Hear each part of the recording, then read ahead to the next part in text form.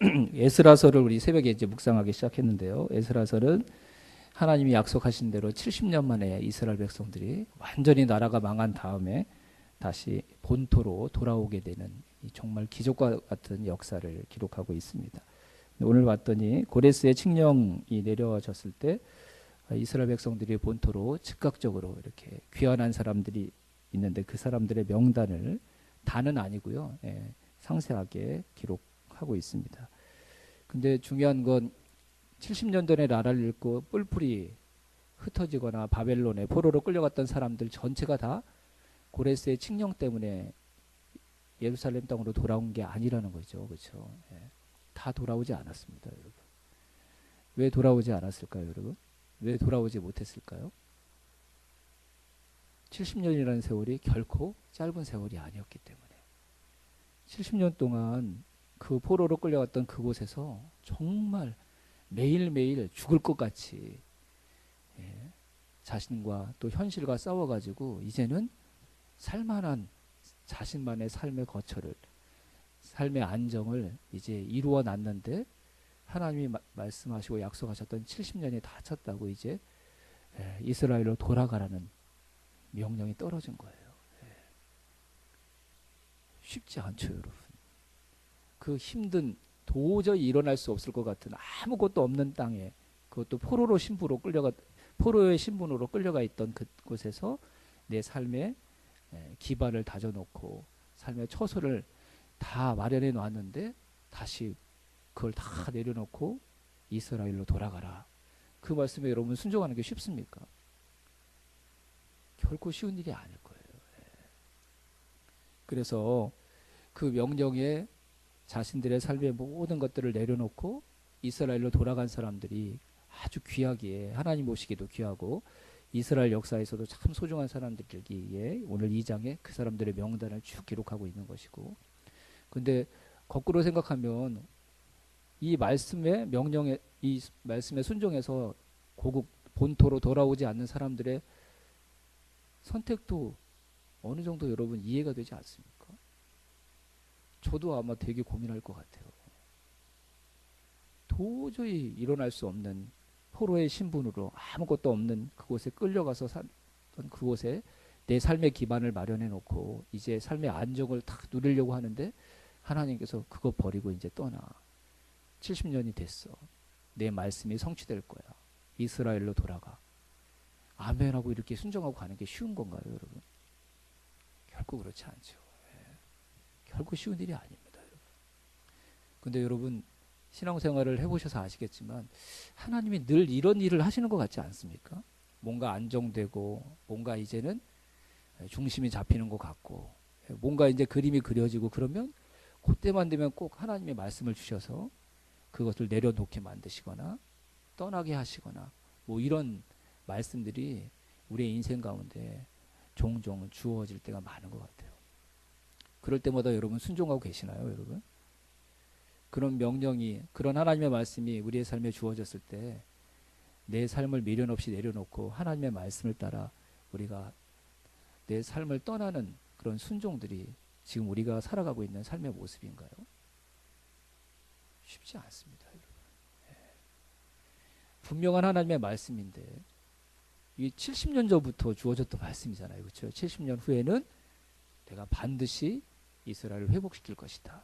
다시 돌아오게 할 것이다. 그러니까 이게 즉흥적인 말씀도 아니었고 그 말씀이었음에도 불구하고 그 70년이 지난 뒤에 꽉 찬 뒤에 하나님의 말씀이 실제로 임했을 때 그 말씀에 순종하는 것 결코 쉬운 게 아닙니다. 무엇 때문에 쉽지 않습니까, 여러분? 역설적으로 내가 열심히 살았던 나의 삶 때문에 하나님의 말씀에 순종하는 게 더 어려워요. 70년 동안 삶을 비관하고 빈둥빈둥 돌고 그냥 뭐 포로로 살지 뭐 여기서 뭐 무슨 영광을 보겠어. 대충 살지 뭐. 그냥 뭐 바빌론 사람들의 비유 맞춰가면서 대충 먹고 살지. 그러는 사람들에게는 70년 만에 떠나라는 이 말씀이 어쩌면 희소식이고 당장 순종하고 싶어하는 그런 말씀일 수 있어요. 하지만 역으로 내가 이 포로의 신분이지만 여기가 이방 땅이지만 내가 의지할 것 아무것도 없지만 내가 여기서 최선을 다해서 살아서 내 가족들을 돌보고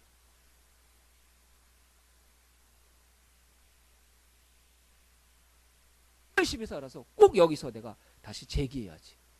그래서 실제로 다른 사람 버금가는 삶을 이루어냈어요. 근데 그때 하나님이 떠나라고 말씀하시면 그 사람은 하나님의 말씀에 순종하는 게 더 어려운 거죠. 그렇지 않나요, 여러분?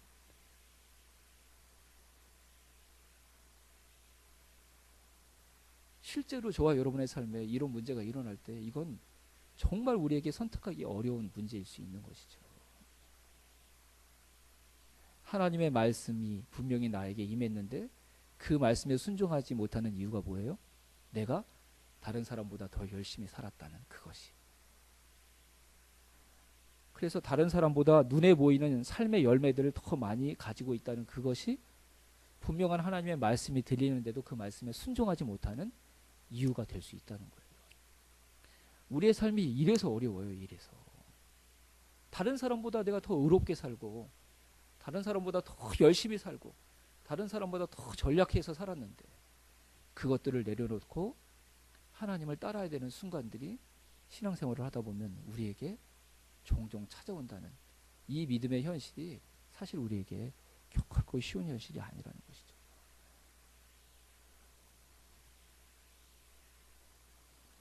어떻게 해야 될까요, 여러분? 어떻게 해야 될까요? 이런 문제들을. 중요한 건 내가 포로로 끌려가 있는 그곳에서도 하나님이 나와 함께 계신다는 사실을 기억해야 합니다. 그리고 내가 포로로 끌려가고 있는 그 바벨론의 포로라는 나의 신분 말고 진짜 나의 영원한 나의 신분을 잊지 말아야 합니다. 나는 누구입니까, 여러분? 나는 인간 양정엽이기 이전에 나는 누구죠? 여러분들은 누구시죠, 여러분? 하나님의 아들과 딸입니다. 저와 여러분은 이스라엘에 존재했던 사람이기도 하고 지금은 포로로 끌려가서 바벨론의 포로 신분이기도 하지만 중요한 건 이스라엘에서 살던 그때에도 포로로 끌려가 바벨론 강가에서 눈물을 흘리고 있는 그때에도 우리는 하나님의 자녀라는 사실입니다. 내가 볼 수 있는 내 삶만 바라볼 것이 아니라 그 삶이 하나님의 눈으로 하나님의 나라의 관점으로 늘 바라보는 그 초점과 중심을 잃어버리지 말아야 합니다. 저와 여러분은 열심히 살아서 저와 여러분의 삶의 성취를 얻어야 되는 사람이기도 하지만 저와 여러분이 어떤 순간에 하나님의 자녀로 존재한다는 사실은 하나님이 이루시고자 하는 그 일을 함께 이루어나가는 하나님 나라의 동력자라는 이 중요한 삶의 정체성도 잃어버리지 말아야 되는 것이죠. 그걸 놓치면 내가 열심히 살았던 나의 삶이 하나님의 말씀에 순종하지 못하는 결정적인 장애물이 됩니다. 여러분 누가복음 15장에 나와 있는 탕자 이야기, 두 아들의 이야기 잘 아시죠? 그렇죠? 누가 나쁜 아들입니까? 첫째 아들이 나쁜 아들입니까? 둘째 아들이 나쁜 아들입니까? 이제 우리 교회 성도들은 다 야가서 대답을 안 해요. 그리고 뭘 물어봐도 둘 다요 이렇게 얘기하고, 그래서 순진한 몇몇 사람들한테 몇 번 더 얘기하면 살짝 넘어가고 막 그러는데 이제는 뭐 누가 나쁜 아들이에요? 큰 아들이 나쁜 아들이에요? 둘째 아들이 나쁜 아들이에요? 네. 둘째 아들이 일단 나쁜 아들이죠. 그렇죠? 아버지의 제사를 가져가서 생명과 같은 아버지의 제사를 허랑방탕하게 다 낭비했으니까. 그래도 둘째 아들은 자신의 잘못을 깨닫고 제정신이 들어서 아버지께로 돌아왔어요. 그래서 아버지가 베풀어 주신 잔치에 둘째 아들은 동참했죠. 그렇죠? 첫째 아들은 뭘 잘못했습니까, 여러분? 집 안 떠났는데요. 아버지 일 계속 돕고 있었는데요. 뭘 잘못했어요?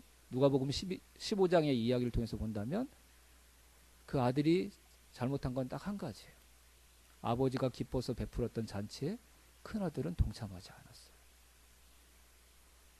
아버지는 너무 기뻐서 모든 사람들을 다 초청해서 그 잔치를 베풀었는데 큰아들만 그 잔치에 들어가지 않았어요.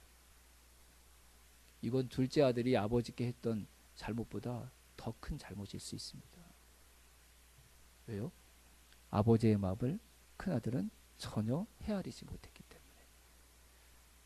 큰아들이 왜 잔치에 들어가지 않았습니까, 여러분? 아버지가 기뻐서 베풀었던 그 잔치에 큰아들이 왜 동참하지 않았죠? 그 잔치가 누구를 위한 잔치라고 생각했기 때문이었습니까? 둘째 아들.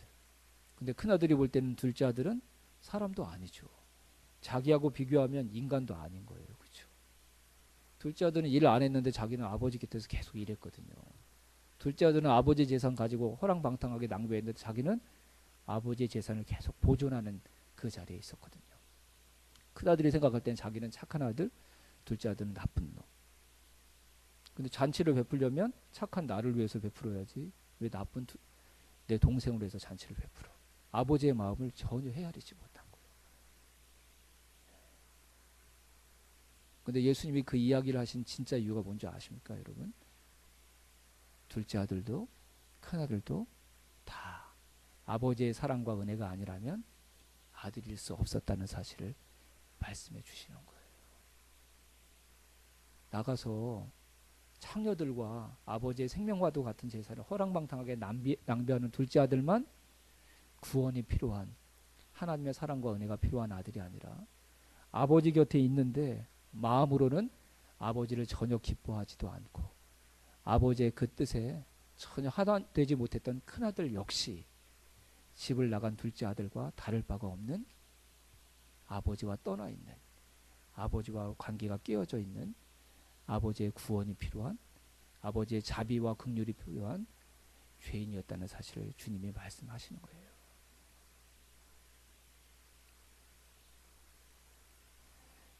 아버지의 곁에 있는 게 큰아들의 의의가 아닙니다. 아버지가 인정하는 의의가 진짜 하나님이 기뻐하시는 의인 줄로 믿습니다. 집을 나가지 않은 것 때문에 내가 둘째 아들보다 나은 사람이라고 생각할지 모르지만 집을 나갔느냐 나가지 않았느냐 이게 중요한 게 아니라니까요. 돈을 낭비해서 썼느냐 그렇지 않느냐 이게 중요한 게 아니에요. 아버지의 일을 내가 돕고 있느냐 그렇지 않느냐 이게 중요한 게 아니라니까요.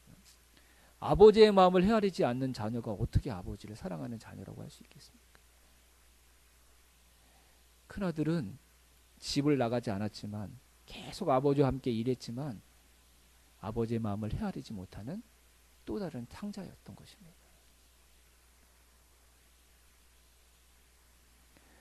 둘째 아들이 자기 동생이 하지 않았던 열심을 내었다는 그 삶이 큰아들에게 잘못된 의의를 만들어냈어요. 둘째 아들처럼 살지 않았다는 자신의 착하게 보이는 그 삶이 아버지의 마음을 헤아리지 못하는 무서운 장애물과 장벽이 되고 말았던 것이죠.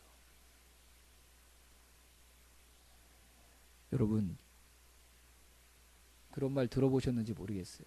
우리는 우리가 지은 죄만을 회개해야 되는 존재가 아니라 우리가 행했던 선행의 동기까지도 회개해야 되는 사람들인 줄로 믿습니다. 왜요? 우리가 착하게 살았던 그것이, 우리가 다른 사람보다 열심히 살았던 그 삶이 하나님께 나아가는 무서운 장애물이 될 수 있기 때문입니다.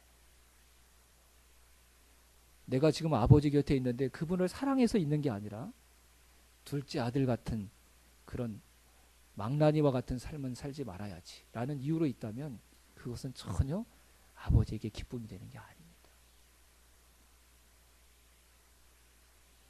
내가 이 시간에 하나님께 예배하는 이 자리가 아니라 다른 곳에 있었다면 죄를 짓는 인생일 텐데, 죄 짓지 않으려고 내가 예배의 자리에 있는 것, 그것으로는 우리가 하나님을 기쁘시게 해드릴 수가 없습니다. 부디 저와 여러분이 하나님 아버지를 정말 사랑하는 존재로 살아가는 하나님의 아들과 딸이 될 수 있기를 주님의 이름으로 축원합니다. 마지막 정리하는 걸 적어드렸는데 같이 한번 쭉 읽어보고 마치도록 하겠습니다. 시작. 내가 도덕적 윤리적으로 살고 있는지, 내가 다른 사람보다 더 안정적인 삶을,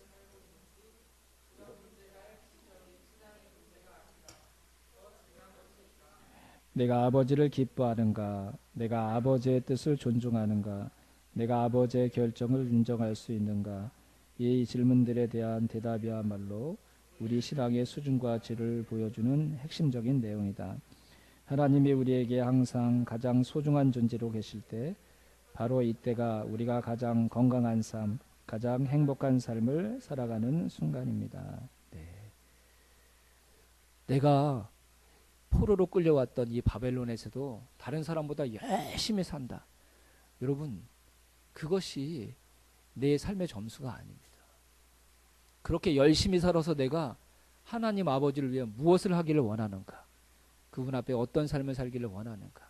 우리가 그 질문을 계속 끊임없이 던져야 합니다. 열심히 살고 있는 그 열심의 목적이 무엇인가? 다른 사람보다 착하고 의롭게 살려고 하는 내 삶의 이유와 목적이 무엇인가? 다른 사람이 드리지 않는 이 수요 기도에 와서 예배 드리는 내 예배의 진정한 목적이 무엇인가? 다른 사람은 하지 않는 기도에 내 삶을 드리면서 헌신하는 진정한 이유는 무엇인가? 그 이유가 하나님을 사랑하기 때문이에요.